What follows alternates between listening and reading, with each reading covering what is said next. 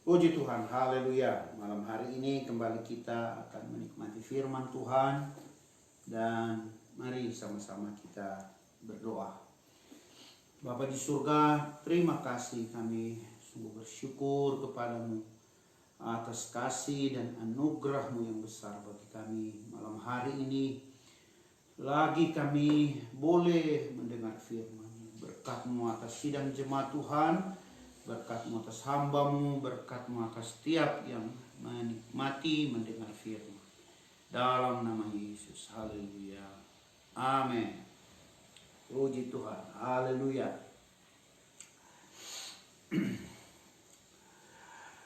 Bagian ayat firman Tuhan pada awal ini saya membaca di dalam kitab Bilangan pasal 31. Bilangan pasal 31. Memang pembacaan Alkitab di pastori, di keluarga gembala, sudah berada pada kitab Bilangan ini. Dan saya mau membaca beberapa ayat. Saya baca dari ayat yang ke-7 ya. Bilangan 31 ayat 7. Kemudian berperanglah mereka melawan Midian seperti yang diperintahkan Tuhan kepada Musa, lalu membunuh semua laki-laki mereka. Selain dari orang-orang yang mati terbunuh itu, mereka pun membunuh juga raja-raja Midian, yakni Ewi, Rekem, Zur, Hur, dan Reba, kelima raja Midian. Juga Bileam bin Beor, dibunuh mereka dengan pedang. Haleluya, puji Tuhan. Peperangan terhadap Midian adalah peperangan yang dilakukan oleh bangsa Israel di akhir pemerintahan atau kepemimpinan Musa ya.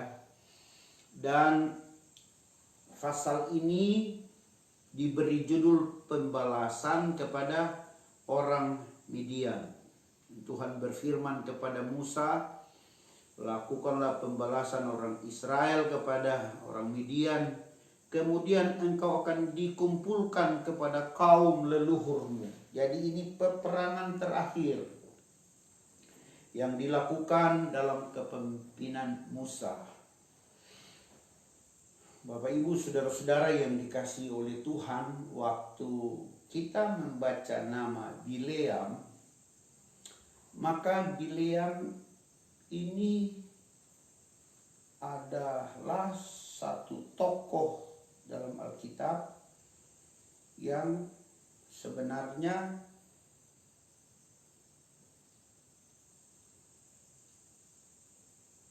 patut didalami ya.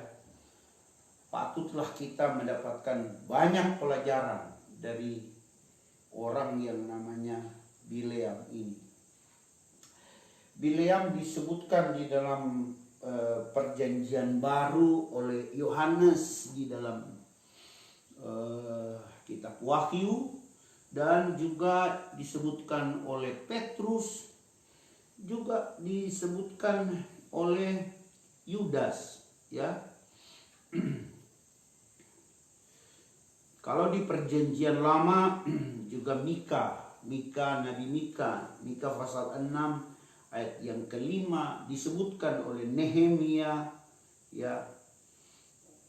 Nehemia pasal 13 ayat 2. Dan dia juga disebutkan di kitab Tawari pasal 6 ayat yang ke-70, satu Tawari.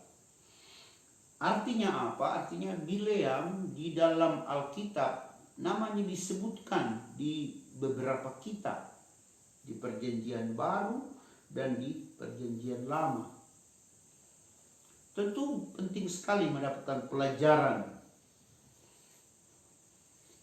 mengenai Bileam dengan semua peristiwa yang sudah terjadi. Karena ternyata sampai pada kitab Wahyu kita semua tahu bahwa ada jemaat yang menganut ajaran Bileam, ya, yang memberikan ajaran mengenai makanan terhadap berhala dan perzinahan, ya.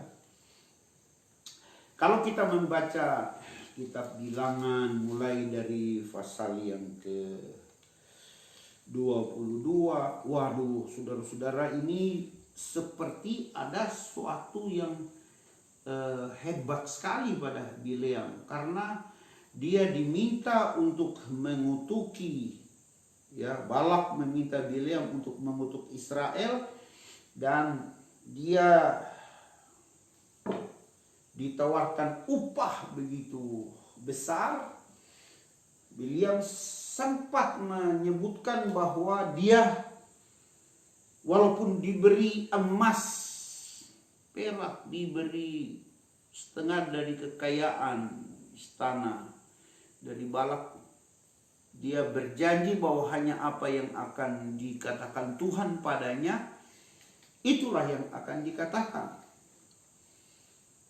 Dan kemudian Bileam menggenapi apa yang dia katakan, ya. Dalam sajak dari Bileam kita boleh baca pasal 23 ayat yang ke-7, ayat yang ke-18 dan seterusnya, ayat 24 dan ayat yang ke-3 dan seterusnya. Dari Aram aku disuruh datang oleh Balak raja Moab. Dari gunung-gunung sebelah timur datanglah, katanya, kutuklah bagiku Yakub dan datanglah kutuklah Israel. Bagaimana aku menyerapah yang tidak diserapah Allah? Bagaimanakah aku mengutuk yang tidak dikutuk Tuhan? Sebab dari puncak gunung-gunung batu aku melihat mereka, dari bukit-bukit aku memandang mereka. Lihat, suatu bangsa yang diam tersendiri dan tidak mau dihitung di antara bangsa-bangsa kafir. Siapakah yang menghitung debu Yakub dan siapakah yang membilang bondongan-bondongan Israel? Sekiranya aku mati seperti matinya orang-orang jujur, dan sekiranya ajalku seperti ajal mereka. Wah, luar biasa. Banyak sekali sajak daripada Bileam yang kalau kita baca,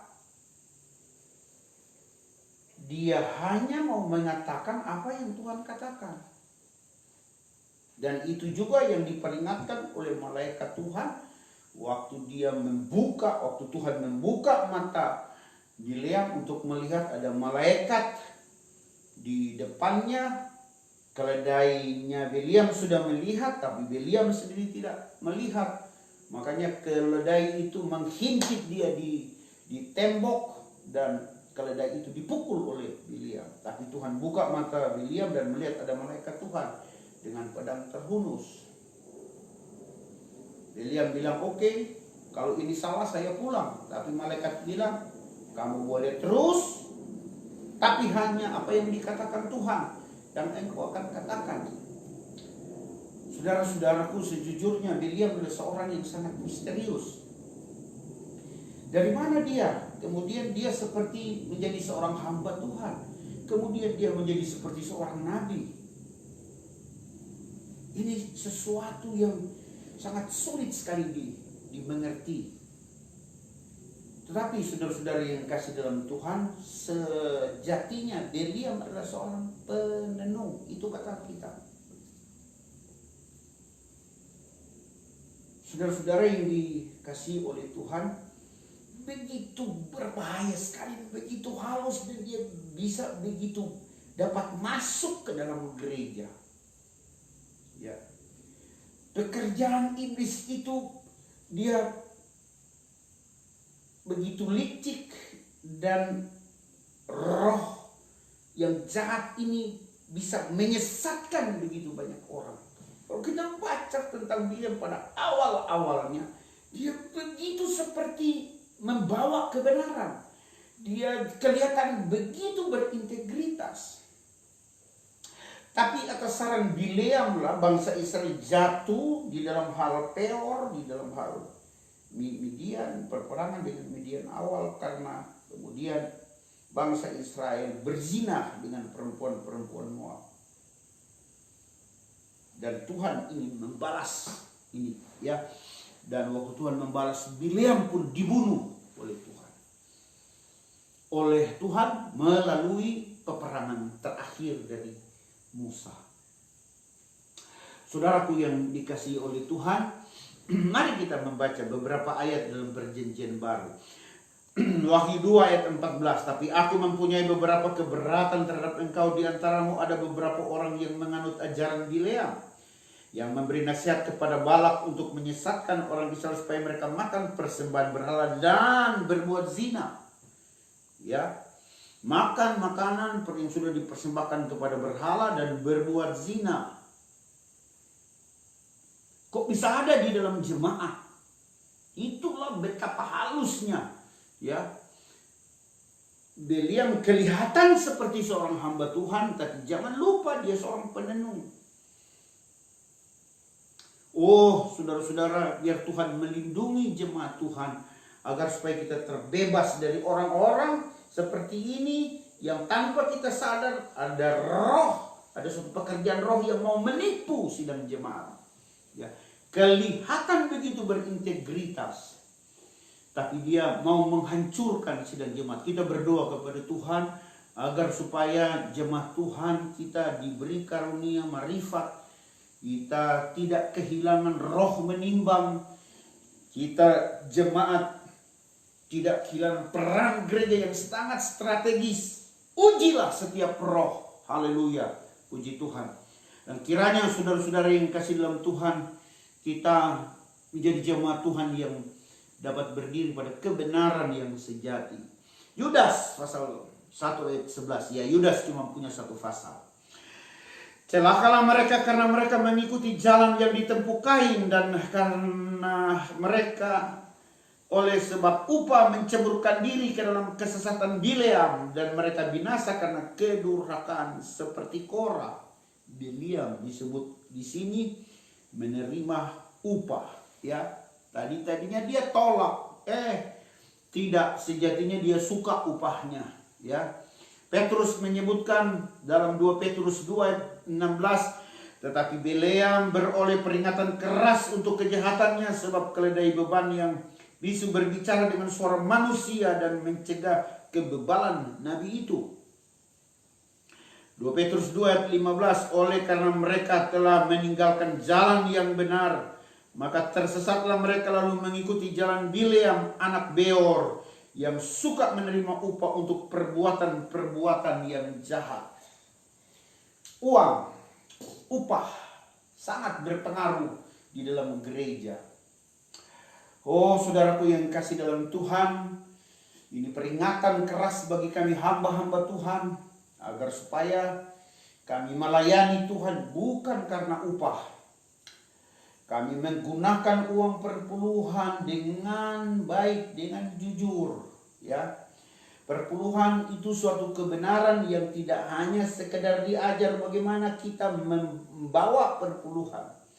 Tidak titik di sana, tetapi bagaimana kita menggunakan uang perpuluhan. Bagaimana kita mengelola milik Tuhan. Itu penting sekali. Dan saya berharap agar supaya jemaat Tuhan selalu mendoakan gembala, kami hamba-hamba Tuhan yang menerima, yang diberi tanggung jawab, apalagi kita di organisasi gereja Pentakosta di Indonesia, yang mengelola perpuluhan adalah gembala-gembala. Dan itu begitu rawan penyimpangan kalau kami tidak ada dalam sikap dengan begitu berintegritas. Ya, puji Tuhan, di gereja kita semua sudah tahu pengelolaan persepuluhan secara transparan. Bapak Ibu, saudara-saudara yang kasih dalam Tuhan, doakan kami agar supaya perpuluhan itu tidak digunakan dengan sebebas-bebasnya. Asal gembala sudah beri perpuluhan dari perpuluhan, maka yang 90% ini terserah gembala. Wah, saudara-saudara, hati-hati. Mari sama-sama kita membangun satu gereja yang melepaskan diri dari kepentingan-kepentingan pribadi, dari kepentingan-kepentingan kelompok, ya kepentingan keluarga gembala saja. Karena memang upah ini sangat berpengaruh, ya. Puji Tuhan, haleluya. Demikian firman Tuhan pada kesempatan ini, dan biarlah kiranya saudara-saudara sidang jemaat Tuhan dengan sukacita kita masuk dalam doa. Mari kita memohon Roh Kudus akan pimpin kita, akan tolong kita, memberi hikmat pada kita, memberi marifat pada kita, agar supaya kita dapat memiliki atau melaksanakan peran kita untuk menguji setiap roh. Haleluya. Puji Tuhan, Tuhan memberkati. Mari kita berdoa. Tuhan Yesus, terima kasih, kami bersyukur padamu. Kami telah diberi peringatan, kami telah diberi penjelasan untuk kami berhati-hati, ya Tuhan, dengan berbagai roh yang bekerja di hari-hari ini. Dengan memanfaatkan keinginan mata, keinginan daging, dan keangkuhan hidup. Oh Tuhan, tolong kami, luputkan gerejamu, dan biar kami berdiri terus pada pengajaran yang sejati. Haleluya. Tolonglah gereja Pentakosta di Indonesia, Jemaat Bethlehem, untuk dapat mengelola keuangan dengan benar, dengan baik, ya Tuhan. Bahkan pada saat-saat di mana wabah Corona ini, COVID-19 ini, ya Tuhan, sidang jemaat begitu setia membawa milik Tuhan, begitu setia membawa persepuluhan. Biar persepuluhan ini dikelola dengan baik oleh kami majelis jemaat, agar supaya Engkau dipermuliakan dalam semuanya. Terpujilah Tuhan. Kiranya Tuhan menolong panti asuhan, panti lanjut usia yang ada, ya Tuhan, yang juga kami layani. Tuhan memberkati mereka semua, dan biar sidang jemaat Tuhan akan terus setia kepada Engkau, ya Tuhan, mengasihi Engkau. Di dalam nama Tuhan Yesus Kristus kami berdoa mengucap syukur. Haleluya, haleluya. Amin. Puji Tuhan.